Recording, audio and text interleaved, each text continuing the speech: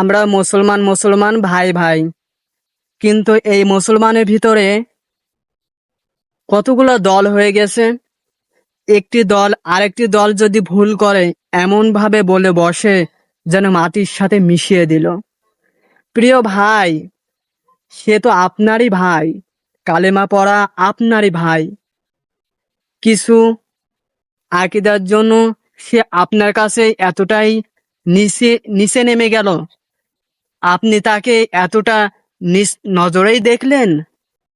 আমার আর আপনার ভুলের জন্যই আজ আরো কিছু ধার্মিক ব্যক্তিগণ, অন্যান্য ধর্মিক যারা, তারা আমাদের অন্য নজরে দেখে।